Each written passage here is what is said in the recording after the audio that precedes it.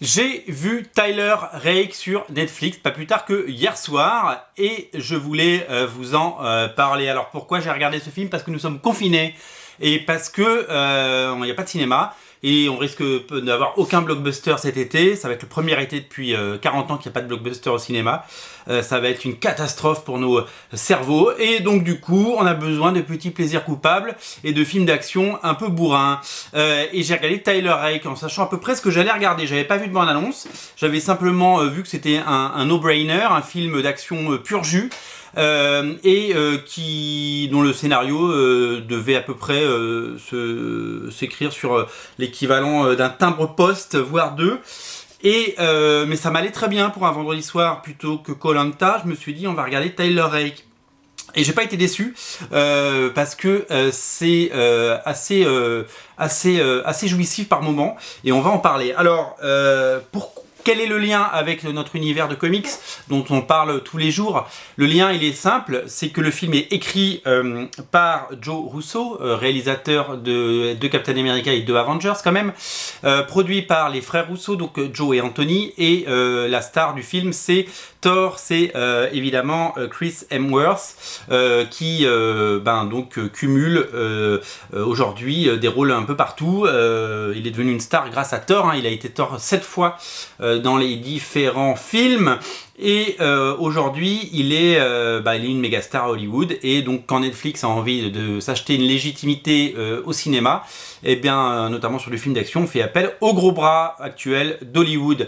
Alors les films Netflix, c'est souvent, alors il y a deux types de films Netflix, hein. Il y a les acquisitions, genre les films que Paramount, dont Paramount ne veut pas, par exemple, des films ils savent qu'ils vont se planter au box-office parce que le résultat n'est pas à la hauteur, donc ils le vendent à Netflix et ça fait un film Netflix. Je pense notamment au film avec Nathalie Portman d'Alex Garland, qui aurait fait, je pense, 7 entrées au cinéma s'il était sorti, et qui, sur Netflix, a permis à Netflix de faire un petit succès. Et après, il y a les films Netflix, donc ça peut être The Irishman, que j'ai pas encore vu, de Scorsese, ça peut être, voilà, il y a plein de films Netflix que j'ai vus. J'ai pas vu beaucoup de bons films sur Netflix. Moi, j'avais bien aimé celui avec Sandra Bullock, là, avec, où il fallait avoir un bandeau, j'ai même oublié le nom, Birdcage, voilà. J'avais trouvé par moments assez sympathique le film de Michael Bay. Je trouvais que c'était du Michael Bay pur jus, même si la lisibilité de l'image était assez compliquée, mais ça c'est la marque de fabrique de Michael Bay, c'est-à-dire que il fait des scènes d'action et on peut pas les regarder, quoi, parce on perd des yeux. Six Underground, voilà, Six Underground, qui était plutôt pas mal. J'avais pas spécialement aimé le film avec Mark Wahlberg, là, qui était hyper convenu. Voilà, c'était un épisode d'un justicier dans la ville, un dimanche après-midi, jour de pluie, un dimanche dans les années 80 sur TF1. C'était vraiment inintéressant. C'est un épisode de Walker Texas Ranger tout au plus. J'ai même oublié son nom. Voilà, donc on revient à Tyler Rake. Tyler Rake, c'est pas du tout le nom en français. Ça s'appelle Exfiltration, un truc comme ça, Extraction, un truc comme ça en anglais. Et c'est vraiment le genre de film qu'on regardait dans les années 80, des films avec Stallone ou des films avec Schwarzy, des films où le héros a une mission simple, il doit libérer un otage. Voilà. Alors c'est très drôle parce que j'ai lu des commentaires sur les commentaires Netflix. Bon, les commentaires sur internet, faut s'en méfier. Il paraît que même nous, on en a des méchants. Non, les gens sont très méchants, et les gens disent ouais, enfin je l'ai regardé, l'histoire elle est pas terrible, hein. Oui, c'est comme se dire tiens, j'ai regardé un porno et l'histoire était pas terrible, quoi. Enfin, je veux dire, quand on va voir un film d'action, c'est pour avoir de l'action, et on veut de l'action bien réalisée, et on veut des belles scènes, et on veut des choses à couper le souffle, quoi, des choses qui nous font waouh. Quand on va voir Mission Impossible, on va voir des cascades improbables de Tom Cruise. Quand on va voir les James Bond, quand on voit la bande-annonce du dernier James Bond qui a été repoussé là, la scène avec la moto là dans la bande-annonce là qui saute, enfin c'est magnifique, quoi. C'est le genre de choses qu'on a envie de voir dans ce genre de film. Donc oui, c'est pas un film d'auteur, oui, c'est pas Romer qui a fait les dialogues, donc voilà, il va falloir s'en remettre. Ne comparons pas ce qui est pas comparable. Si vous n'avez pas envie de voir de films d'action, restez, eh bien continuez à regarder Louis la Brocante sur France 3. Voilà. Donc en tant que film d'action, qu'est-ce que ça dit, ce film? Eh bien ça remplit tout à fait, et même complètement, le cahier des charges, c'est-à-dire que c'est un gros film d'action du début à la fin, improbable à souhait, c'est-à-dire qu'il se prend des balles, il tombe d'un toit, il se fait renverser par une bagnole et à chaque fois il se relève et puis il a le bras en sang à 20h30 et à 23h30 il peut se battre et puis il donne des coups de poing. Donc c'est assez improbable comme peut l'être n'importe quel film d'action, mais c'est pas grave parce que l'important c'est le plaisir des images, le plaisir de regarder un film hyper bien maîtrisé.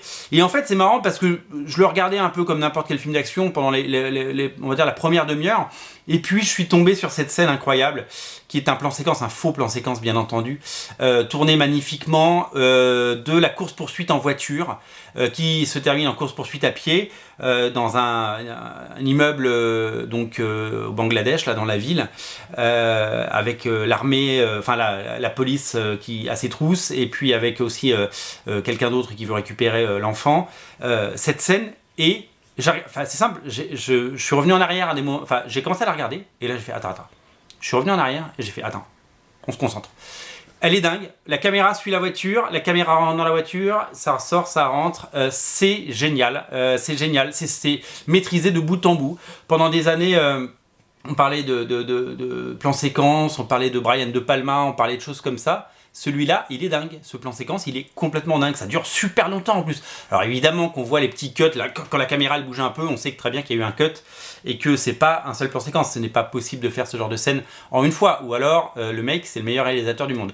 Mais non, c'est vraiment hyper bien fait, et rien que cette scène elle m'a mis dedans, j'étais dans le film, j'étais là, j'étais trop content, quoi, c'est trop chouette. Alors après c'est convenu, oui le scénario est convenu, oui l'histoire est elle tient vraiment en quelques lignes, mais qu'est-ce que c'est chouette, qu'est-ce que c'est bien fait, qu'est-ce que c'est bien produit. Et dans les films Netflix que j'ai pu voir, j'ai pas vu j'ai pas vu de film aussi bien produit. Je dis même le film de Michael Bay, Six Underground, la première scène d'action là qui aurait dû être géniale, la scène en bagnole, j'étais pas dedans parce que je comprenais pas ce que je voyais, ça va trop vite. Michael Bay, déjà dans Transformers, les scènes de robots en gros plan qui se tapent dessus, on comprenait rien, on voyait juste des boulons et des vis qui faisaient que c'était absolument